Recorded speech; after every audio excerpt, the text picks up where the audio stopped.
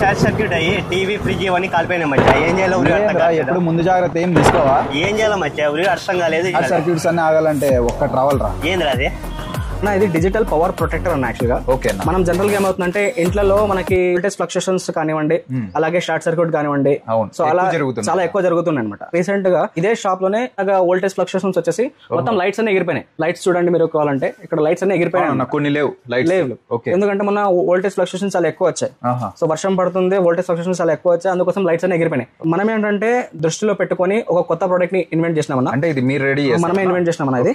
So ఇదేంటంటే మనకి digital power protector అంటమాట. దీని మైక్రో కంట్రోలర్ బేస్డ్ సిస్టమ్ ఉంటుంది.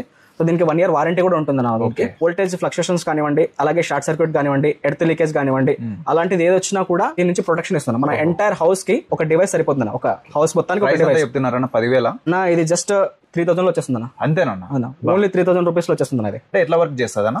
అన్న ఇది మనకు మీటర్ ఉంటుందన్న, ఇంట్లో డిజిటల్ మీటర్ ఉంటుంది, పవర్ మీటర్. పవర్ మీటర్ పక్కన ఇది పెట్టేస్తే దీనికి ఇన్పుట్ అవుట్పుట్ రెండు తీసుకొని పెట్టేసుకుంటే సరిపోతుందన్న. ఇంకేం చేయాల్సిన అవసరం లేదు.